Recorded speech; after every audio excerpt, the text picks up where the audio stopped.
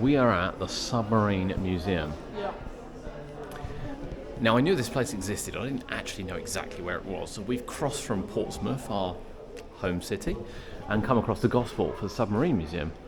I don't really know what to expect. We're not going to show you sort of, in this series of videos we're going to do from the dockyard, we're not going to go into sort of boring history. We're going to show you just sort of the bits and pieces that some people may be interested in. Of course, we will be going on the Alliance, which is an actual submarine. I've never been on a submarine before, and it staggered me actually that we live in Portsmouth, Cody. We haven't done it.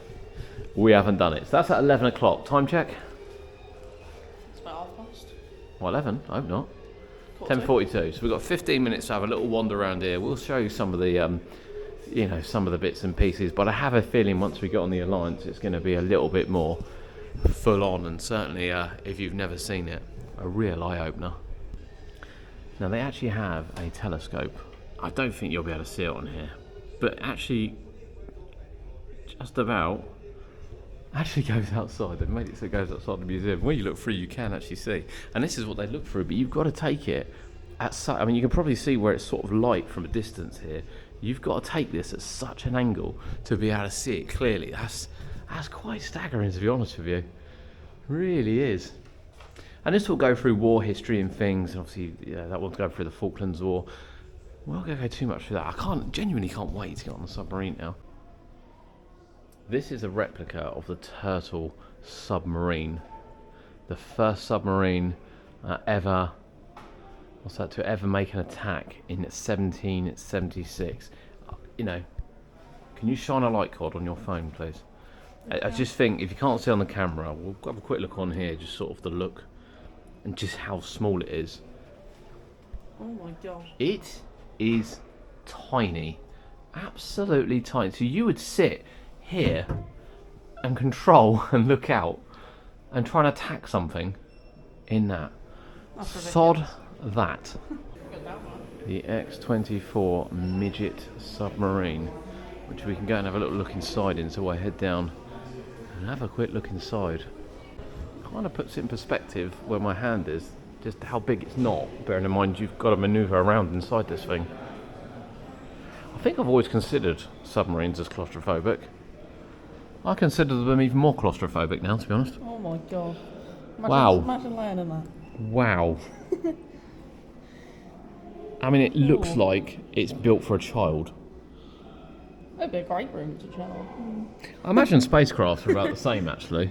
I know there are kind of museums for spacecrafts and things, but arguably I've never seen sort of inside one, but I imagine it's very, very similar. Here is HMS Alliance. Now, this looks a little bit bigger than one in Psychod. How claustrophobic do you think it's going to be? I don't think it will be. You don't think it will be? I think it's our decent amount. Heard it here first. We've never been on one. I think it will be, but we'll see. I'm not sure if this is a guided tour or not. We'll find out shortly, but a couple of minutes. We can head in. Reduce height when entering. That's not a good start, Cod. I'm just going to throw that one out there. Now, this was a training vessel in the late 70s, and then 1979 has belonged in the museum. Oh yeah, loads of space, God, loads of space. Seen a bit. There you are. We just filter in and we can get everybody into the submarine. It's not that bad. It's not that bad here, no. No, I get you. Not so dangerous. These So if it was rough on the surface, this had to be done. these torpedoes are 1.5 tons running on these tracks, which is quite something, to be honest with you. Okay, so you move forward. Really is quite something. The next, have a seat in the first one. The other ones are fired off. You can see storage for food is all around here.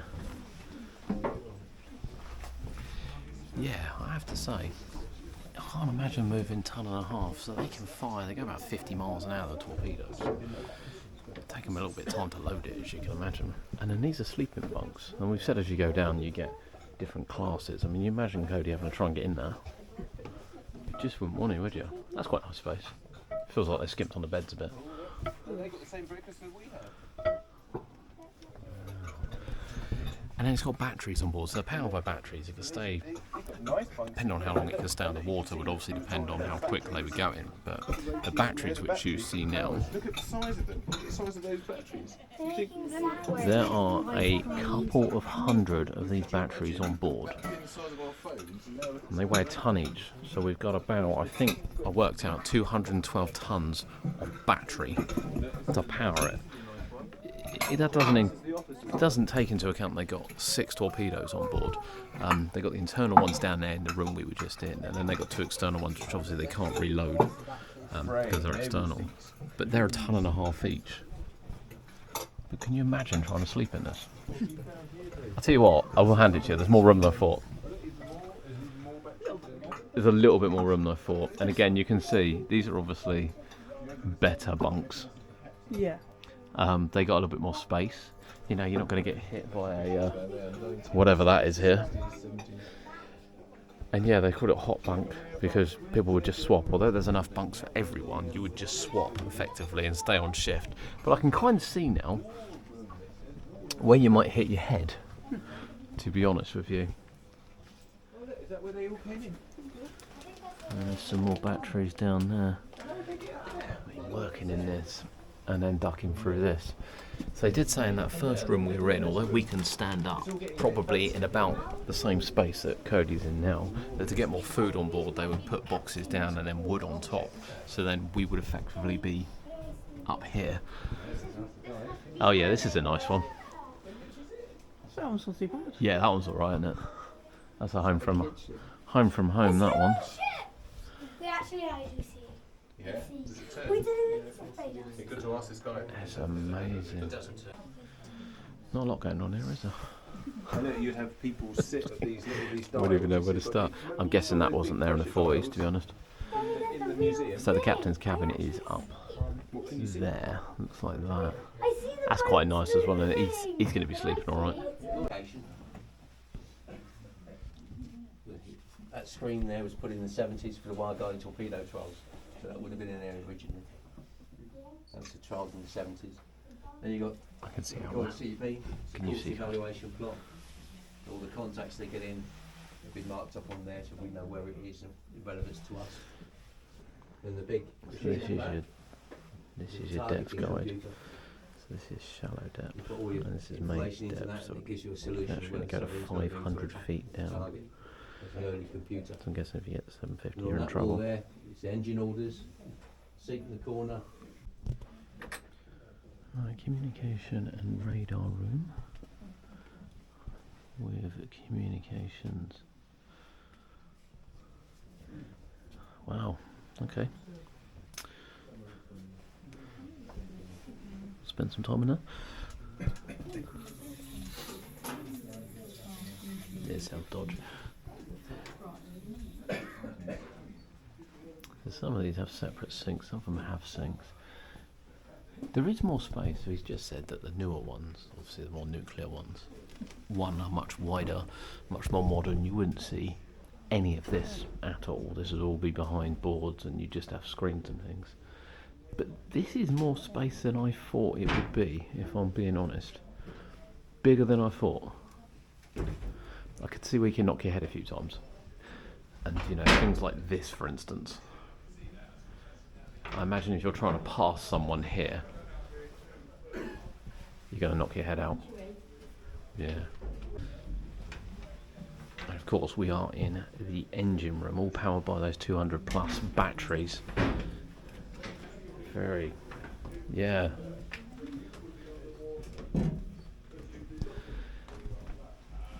So yeah, I have to say, it's very like Titanic, isn't it? Yeah. You can tell it was built back in the day. That's actually been a real eye-opener on here. It's definitely bigger than I thought it would be, whilst being quite small at the same time.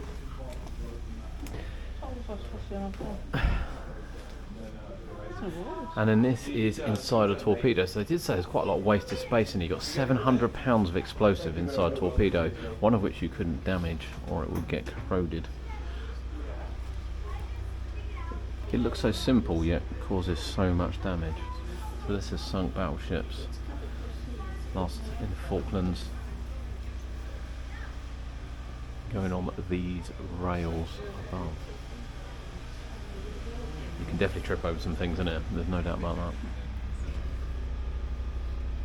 Look at that.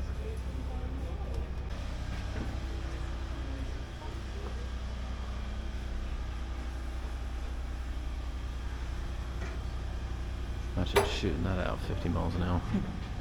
Oof. We leave the Alliance. I have to say, that is an eye-opener, isn't it, Cod, I think? Yeah, very good. It's much bigger in there than I thought it would be, like genuinely much bigger than I thought it would be in there. And it's actually quite staggering that we've done the whole length of that, because it doesn't really feel like we did. No, didn't feel that big. Very small. I mean, more standing room than I thought. I could see where you could hit your head in a lot of places, and there's really nothing they can do about that. If you want to learn the history, you kind of have to learn how they used to live. I can't imagine sleeping in a lot of those bunks if you're sort of a general worker, if you will, and you're not a commander or captain or he did say there's no particular rank that would be in charge of it. It's very much the kind of whoever the highest is there would be in charge of it. So it's not necessarily a commander or a captain, it could be anything. Yeah. But yeah, that was really fascinating. So there's one more thing to look at over this side before we head back to the dockyard. And this was the very first commissioned submarine, the Holland 1. Here is HMS Holland 1, so I assume there were more. This is the first Royal Navy submarine, not necessarily the first submarine. I think it's important to remember that. It's the first Royal Navy submarine. And this one, I would argue, Cody, is a little bit tighter. Little bit tighter, or certainly looks it. Okay, this one, why do I say that? I mean, the floor wouldn't be right here, would it? You would be a little bit lower. So arguably, Oh, yeah, it's house. yeah, you can stand in here. However, you look at the torpedo tube, that is still massive. Bearing in mind this is the first one, you're definitely going to watch your head. Of course they don't want you to climb up there, but you're going to climb up there. And have a look out as well. So yeah, looks very primitive compared to the last one. I think a lot's been stripped out of here, if I'm being honest. I can't imagine that TV was here when it launched for the first time. But it does kind of show the space. It's definitely smaller. Definitely smaller. And I'm actually really pleased I haven't banged my head in here. It might come on a later visit to one of the ships. But I'm really, really pleased because these aren't... Always small. yeah, these aren't padded like some of the other ones we've been on today. Ah, there we go. Right, Holland 1. That wraps up our time here at the Submarine Museum. I know not everyone likes the attraction vlogs, but please, drop it a like. It means the world to us. And we're showing you a bit of the history. Fascinating.